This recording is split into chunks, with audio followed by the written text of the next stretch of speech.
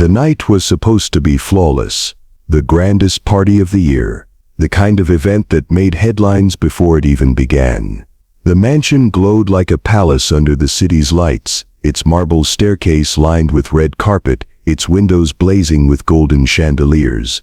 Limousines purred at the entrance as valets rushed to open doors. Inside, a ballroom shimmered, champagne fountains bubbling, waiters weaving between glittering gowns and tuxedos, conversations spilling in a dozen accents. Another toast. A guest laughed, raising a crystal flute. Happy birthday to Harrington, the man who can bring the world's wealth into one room. They weren't exaggerating.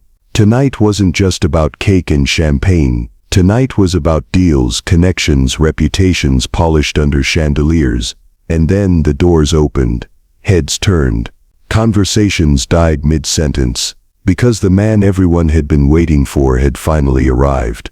Mr. Zhang Wei, the Chinese billionaire whose empire stretched across shipping lanes, tech firms, and luxury real estate.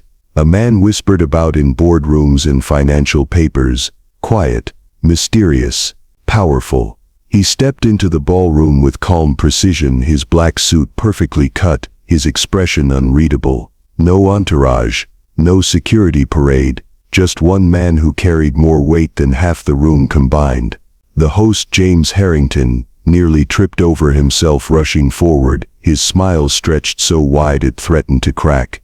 Mr. Zhang, welcome, welcome. Phones tilted up discreetly, cameras zoomed. Everyone wanted proof they were here, in this room, breathing the same air as a man worth billions. Zhang inclined his head politely, and then in smooth, deliberate Mandarin, he greeted the crowd. 大家晚上好，谢谢你们的邀请. Good evening, everyone. Thank you for inviting me. The words fell like marbles onto glass, elegant but useless to most ears. The ballroom froze. Harrington's smile faltered. He blinked once, twice, then laughed too loudly. Ha! Oh yes, wonderful. So glad you're here. But Zhang continued in Mandarin, his cadence calm, respectful. And that was the moment it happened. Chaos without noise. Guests shifting uncomfortably. Eyebrows raised, confusion twisting into something sharper. Whispers began. Wait, does he not speak English? You're kidding, not a word. How is he a billionaire if he can't even address investors? A chuckle broke the tension, sharp and cruel. Another joined, then another. Within seconds, the ballroom that had once been filled with admiration now rippled with ridicule. He can't even say hello in English. A genius businessman, really. Or just lucky. Imagine building an empire but forgetting the language of money. Phones lifted higher now, not to honor but to humiliate. Flashes popped like fireworks, recording Zhang's poised silence, recording Harrington's reddening face, recording the unraveling of what was meant to be a flawless night. The host's assistant stumbled up, clipboard clutched tight, voice trembling. Sir, the translator, he cancelled last minute. We couldn't get a replacement in time. Harrington's smile snapped. He hissed under his breath. You mean to tell me, at the biggest event of the year, with millions in deals on the table, no one can understand him? The assistant swallowed hard. I tried every agency, no one was available. Harrington tugged at his collar, panic burning his cheeks. He turned to Zhang with a desperate grin. One moment, sir. Just one moment. But the damage was done. Laughter rolled now, cruel and unchecked. The mighty billionaire reduced to a spectacle, standing silent while wolves circled. And all Zhang did was stand there, calm, unreadable, his hands clasped behind his back, dignity intact, even as it was stripped from him. In the far corner, hidden behind a towering buffet table, someone else was watching. A little girl, no more than 8, her dress plain, slightly wrinkled, borrowed from somewhere, her shoes scuffed, her small frame tucked into the shadows like an afterthought. She wasn't supposed to be there. Her mother, one of the waitresses, had let her tag along so she wouldn't be left alone at home. She had promised to stay out of the way, so she sat quietly, her legs swinging off the bench, clutching a book so worn its pages curled. Her wide brown eyes darted across the room, drinking everything in, the glittering gowns, the laughter that sounded more like knives, the billionaire's calm, steady face. She understood what no one else in that room did, because the words Zhang had spoken weren't gibberish to her. They weren't nonsense or noise. They were familiar. They were clear. She had heard them before, in lullabies her grandmother used to sing, in stories whispered before bedtime, in the pages of her book that she traced with tiny fingers over and over. She leaned forward, heart pounding. The laughter grew louder, sharper. The billionaire stood taller, but more isolated by the second. She knew what she had to do. Her hands tightened around the book, her lips parted, and though her voice was barely more than a whisper, it carried a weight that could shatter the room. I can help. This is where the underdog steps into the fire, gets dismissed, but refuses to back down, hooking the audience to root for her. The ballroom buzzed with mockery. A man in a pinstripe suit chuckled so loud it echoed. Imagine being worth billions and still needing a babysitter to talk. Laughter followed like hyenas circling prey, but from the shadows of the buffet table, the little girl's lips moved again, louder this time, stronger. I said, I can help. Her voice carried just enough to slice through the noise. Heads turned. The laughter stumbled. Dozens of eyes darted toward the corner of the room. There she was, a small black girl standing now instead of sitting, book clutched against her chest like a shield, her dress plain, her hair tied back simply. Too young, too small, too out of place for this glittering crowd. Harrington blinked, his face twisted with confusion, then disdain. You? He laughed sharply. This is no playground, sweetheart. Go find your mother. But the girl's eyes didn't flinch. Her voice didn't tremble. I speak Chinese. The room exploded in ridicule. Oh, this is rich. She barely looks old enough to spell her own name. Somebody get her a dollhouse instead of a microphone. Emily, though no one here knew her name yet, tightened her grip on her book. Her heart pounded so hard it echoed in her ears. But she didn't look away. Not at Harrington. Not at the investors. Her eyes locked on Zhang. The billionaire had not moved. He studied her carefully, his gaze sharp yet unreadable. Then in Mandarin he asked softly, "Ni zhen de hui shuo zhongwen ma?" Do you really speak Chinese? Emily's lips parted. The words flowed out, clear and precise.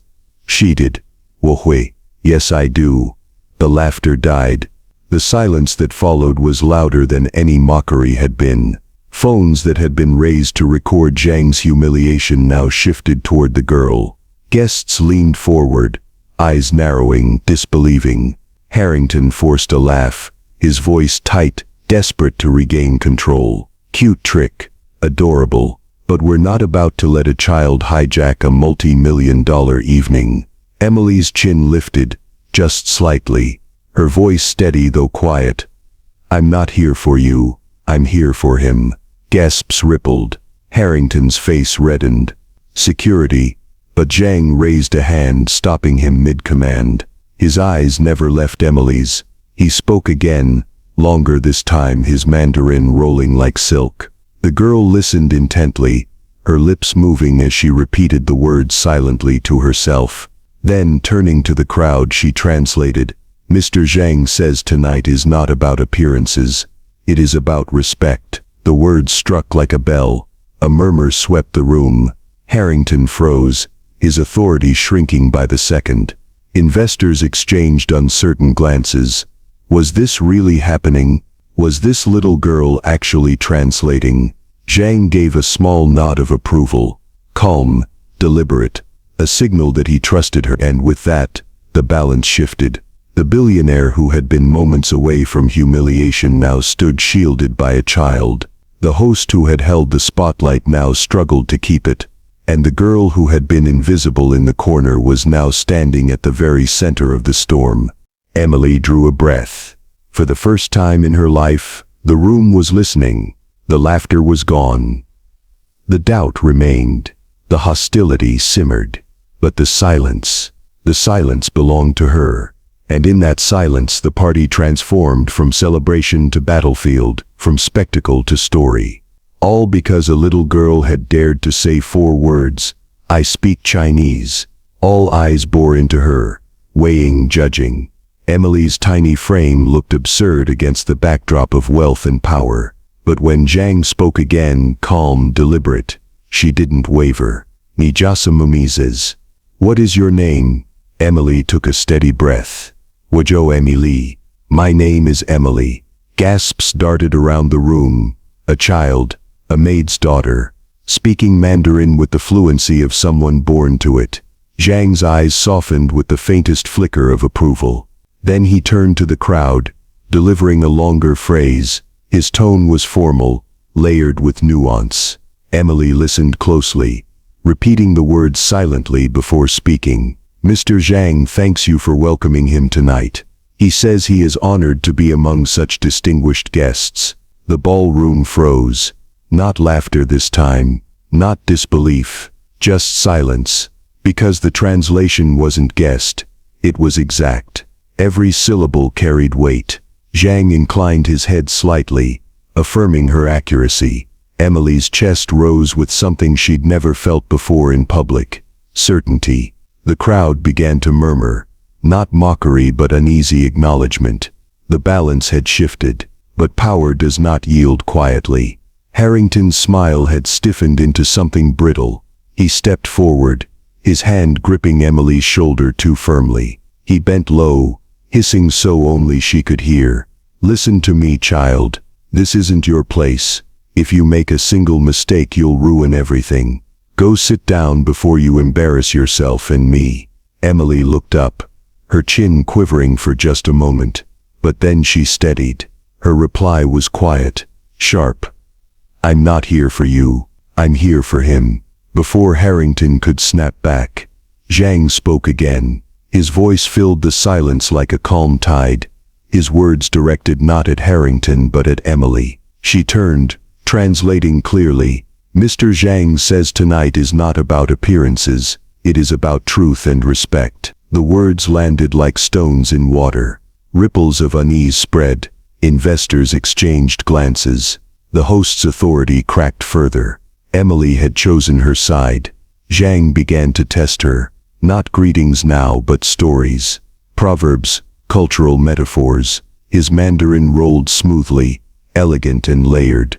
Emily listened with her entire body, her lips forming the sounds silently before releasing them in English. "He says a single conversation with a wise man is worth a month of study. He says patience is the companion of wisdom."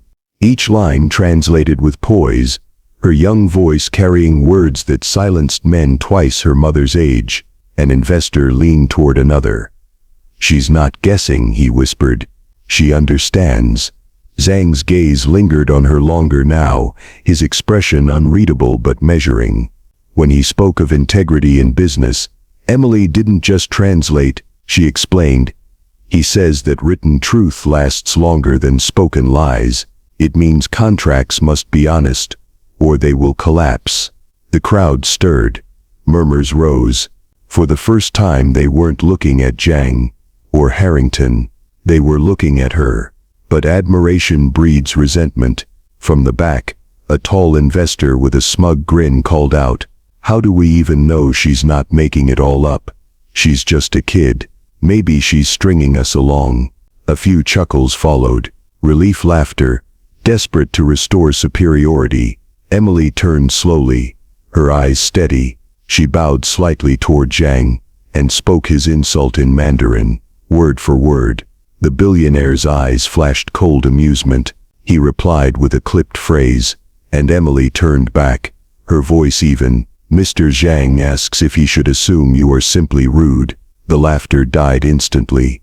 The man's smirk collapsed, his face burning red. Gasps filled the hall. A ripple of applause started, tentative, then stronger. For the first time the crowd wasn't mocking, they were cheering. For her. The night shifted. What began as a party was now something else entirely. A leather folder slid across the polished table. Contracts. The true reason for Zhang's visit. He opened the pages, speaking in Mandarin with careful precision. The crowd leaned in as Emily translated clause by clause, Her voice didn't shake, but then her eyes caught something, a line in the English version that didn't match the Mandarin, a phrase that seemed harmless, but shifted ownership after 1 year. Her chest tightened. She looked at Zhang. He was watching her carefully, waiting. Emily drew a breath, and she translated it truthfully, word for word. Mr. Zhang, the English version says they will take control of your company after the first year. The room erupted. Shouts, gasps, phones shot up again. The laughter was gone. Now the stakes were millions, and the little girl held the truth in her hands. The ballroom, moments ago filled with glittering chatter, had transformed into something closer to a courtroom. All eyes locked on the slim folder of contracts spread across the table. Emily's small fingers traced the words, her lips moving silently as she compared Zhang's Mandarin notes with the English draft presented by the investors. The chandeliers glittered above her, but the weight pressing on her chest was heavy, suffocating. Her stomach knotted. Something was wrong, very wrong. The Mandarin draft emphasized partnership, equal stakes, mutual growth. But here, buried 3 paragraphs down in dense legal phrasing, the English version shifted everything. Transfer of majority control within 1 year. A trap. Emily's breath hitched. She looked up at Zhang. His face was calm, but his eyes, sharp and piercing, searched hers. Her heartbeat pounded in her ears. She could stay silent, let it pass, pretend she didn't notice. That would be safer, easier. But she thought of the laughter, the humiliation, the cameras. She thought of the truth, and how quickly it had the power to change everything. She lifted her chin. Her voice rang clear. Mr. Zhang, the English version says something different. It says they will own more than half of your company after 1 year. Gasps exploded through the hall. A ripple of shock spread like fire. The investors froze. Harrington's glass slipped from his hand, shattering on the marble floor. The trap had been spoken aloud, and not by a lawyer, not by an adult, but by an 8-year-old girl. Ronald Pierce, the lead investor, shot to his feet, his face crimson, his booming voice cut across the room. This is absurd. She's a child. She doesn't know what she's reading. But Emily stood her ground, eyes locked on Zhang. Her small voice translated Ronald's rage into Mandarin, word for word. Zhang's jaw tightened. His silence was heavier than any outburst. Ronald slammed his fist on the table, sending glasses rattling. Are we seriously letting this little girl derail millions of dollars? The crowd murmured, restless. Some investors leaned away from Ronald. Others nodded nervously in agreement. Emily's chest rose and fell quickly, but she didn't waver. She looked straight at Zhang and translated Ronald's words without hesitation. Zhang spoke at last, his Mandarin sharp, deliberate. Emily turned, her voice carrying across the hall. Mr. Zhang asks why, if everything is honest, the English version must differ from the Mandarin. The question landed like a thunderclap. Ronald stammered, sweat glistening at his temples. It's just technical wording, legal jargon, nothing significant. But the doubt was already spreading. Emily picked up the contract with trembling hands, then read aloud. First the English clause, cold and calculated. Then the Mandarin version, balanced and fair. The contrast was undeniable. Gasps rippled through the room. Phones rose again, recording, documenting, archiving the moment that power shifted. Ronald's face twisted. You don't know what you're talking about. But Zhang rose from his chair with the kind of calm authority that silenced the room instantly. He didn't shout. He didn't need to. His presence filled the ballroom like a storm cloud. He spoke in Mandarin, his voice resonant and unyielding. Emily translated, her voice steady, even as her knees shook. Mr. Zhang says this deal is finished. He will not partner with liars. The words struck like a hammer. The ballroom erupted into chaos. Shouts, protests, Harrington's desperate pleas. But beneath it all the tide had turned. The billion-dollar deal was dead, and the truth had killed it. Ronald lunged forward, pointing a trembling finger at Zhang. "You'll regret this. You'll never find partners in this city again." But Zhang's gaze did not shift. He looked at Emily. A flicker of warmth touched his eyes for the first time that night. Then he spoke, slow and deliberate. Emily turned to Ronald, her voice carrying to every corner of the hall. "Mr. Zhang says he would rather walk alone in truth than march with liars and riches." The words hit like lightning. Silence. Then applause. Not scattered, not hesitant, thunderous. Guests rose from their seats, clapping, cheering. Cameras flashed, not for humiliation, but for history. Ronald's face collapsed into defeat. He stormed toward the exit, his entourage scrambling behind him. Harrington shrank back, pale and sweating, his grand party reduced to ruins. But Emily stood tall, book still clutched against her chest. The smallest person in the room had become the strongest voice. Zhang bowed slightly toward her. "You're," a gesture of honor that left the crowd breathless. A billionaire, bowing to a child. And in that single moment, it was clear, power did not belong to the richest man in the room. It belonged to the little black girl who had spoken the truth. The ballroom was a storm of sound, applause crashing like waves, murmurs swirling like wind, flashes of cameras like lightning. What had begun as humiliation had ended in revelation. Emily stood frozen for a moment, her little hands still gripping her worn book, her chest rising and falling as though she had just run a race. The faces around her no longer looked down with scorn. They looked up with awe. Ronald Pierce shoved past waiters, storming toward the exit, his face a mask of rage and humiliation. His entourage followed, their polished shoes clattering against the marble floor. The doors slammed shut behind them. The mighty had fallen. Harrington remained rooted to the spot, pale and sweating. His dream gala, the event he thought would elevate him into higher circles, had collapsed into a public spectacle.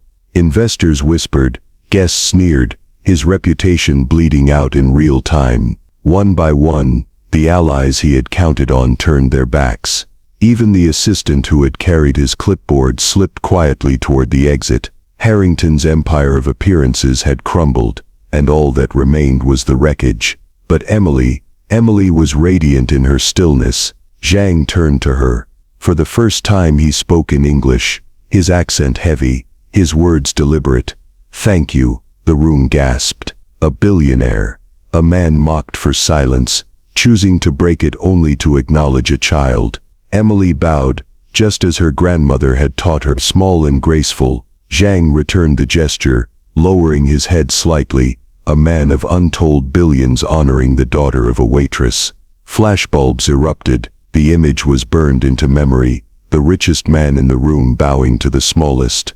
From the crowd, Emily's mother rushed forward, her serving tray abandoned on a table, her eyes brimmed with tears as she dropped to her knees, pulling her daughter into her arms.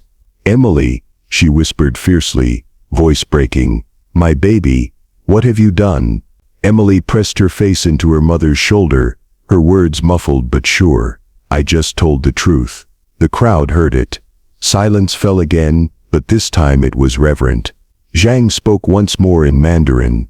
Emily pulled back, listening carefully, then translated with steady breath. "Mr. Zhang says truth is the highest form of respect. Tonight, you gave him both." A murmur of admiration swept through the hall. Zhang then addressed Emily's mother directly, his words measured and formal. Emily translated, her voice soft but clear. "He asks permission to support my education. He says talent like this should not be hidden in the shadows." Gasps, heads turned, phones shot up again, recording. The story was writing itself in real time. Chinese billionaire sponsors little black girl after she saves him from fraud. Emily's mother's hands trembled on her daughter's shoulders. "She's only 8, she whispered, her voice choked with disbelief. Zhang's gaze softened, his Mandarin flowed like water, and Emily repeated it. "He says wisdom does not wait for age. It belongs to those who dare to speak it." The applause returned, full, thunderous, undeniable. Not just for Zhang, not just for the deal that had been destroyed, for Emily. For the first time in her life, the world saw her, not as invisible, not as a child in the corner, but as the voice that had carried truth into a room built on lies. Her mother clutched her tight, tears streaking her cheeks. "You've changed our lives, Emily. Do you understand? You've changed everything." Emily's small hand brushed the cover of her book, the corners worn from years of secret study. She looked up at Zhang, at the crowd, at the cameras. Her voice, quiet but steady, carried across the room one last time. "I only said what was real." And in that moment the lesson was undeniable. Power was not in wealth, not in titles, not in the gold chandeliers above their heads. Power was in truth, and truth had come from the most unlikely place of all. For a few days, Emily's life felt like a dream. Her name spread across social media, her face appeared in headlines, and strangers pointed on the street. "That's the girl, the one who spoke Chinese." But dreams in a world of power don't last long. At the hotel where her mother worked, whispers grew venomous. Supervisors pulled her aside, their voices cold. "You embarrassed us in front of powerful people," one manager sneered. "You made enemies," another added. "Do you realize how much trouble your daughter caused?" Emily's mother bowed her head, her hands wringing the hem of her apron. She only helped. She told the truth. The manager's eyes narrowed. "Truth doesn't pay bills. If you value this job, you'll keep her quiet. Do not let her interfere again." That night, Emily overheard her mother crying softly. She wanted to comfort her, but her mother's words weighed heavy. "The truth makes enemies, baby. Sometimes too many." Emily curled against her book and whispered into the dark. "But isn't the truth worth it?" The answer came days later, in the form of a sleek black car that pulled up outside their modest apartment building. From it stepped a man in a tailored suit, calm, precise, purposeful. He introduced himself as Mr. Li Zhang's trusted assistant. He bowed politely to Emily and her mother. "Mr. Zhang has not forgotten what was done that night. He wishes to ensure Emily's gift is protected." From his briefcase, he produced documents, school applications, scholarships, tutors, resources beyond imagination. "These are opportunities," he said. "But understand, when you speak truth to power, you do not make friends, you make enemies. Be ready." Emily's mother's eyes filled with tears, fear and hope warring inside her. "She's just a child." Mr. Li's gaze softened. "She is also something more, and the world already knows it." Emily clutched her book tighter. She met her mother's eyes and whispered, "I don't want to be silent." Her mother closed her eyes, nodded through tears, and signed the papers. The door had opened. There was no turning back. But across town, in a boardroom wrapped in shadows and polished wood, the story took a darker turn. Ronald Pierce sat at the head of the table, his jaw clenched, his pride in tatters. Around him, other powerful men leaned forward, their expressions grim. "She humiliated you," one muttered. "She humiliated all of us," Ronald snapped. He slammed a folder onto the table filled with newspaper clippings, screenshots, trending hashtags. "Little black girl outsmarts billionaires." His voice was low, venomous. "Do you understand what this means? If we allow her to rise, if we let her be heard, she could destroy everything we've built. She has the people's sympathy, their admiration, and that makes her dangerous." Another man scoffed. "She's 8 years old." Ronald's lips curled into a cruel smile. "All the more reason to strike early, before she learns just how much power she truly has." He opened another folder, grainy photos of Emily walking home from school, her mother at her side, taken from a distance. The men around the table exchanged uneasy looks. Ronald's voice dripped with malice. "We'll find her weakness. Everyone has one. And when we do, she'll wish she had stayed silent." Meanwhile, Emily sat by her window tracing Chinese characters in her notebook. She had never felt more alive, yet never more aware of the shadows pressing in around her. Her grandmother's voice echoed in her memory. "Words are bridges, child. They can save or they can burn." Emily thought of Zhang's bow, of the applause, of her mother's tears. She thought of the whispers at the hotel, the threats, the fear, and in her small chest, the fire grew. She wasn't just translating words anymore, she was translating truth into a world that didn't want to hear it. Her journey had only just begun. That night, Emily stayed up late by the window, her lamp casting a small circle of light as she traced characters over and over again. Across the street, a black car idled, its headlights off, its engine humming low. Emily looked up, heart quickening. The car lingered too long. Then slowly it pulled away. Tires whispered against the pavement. She pressed her forehead against the glass, a chill running through her. She couldn't see the eyes watching her from the shadows, but they were there. And though she didn't know it yet, her whispered words at that party had lit a fuse. The war between truth and power had only just begun.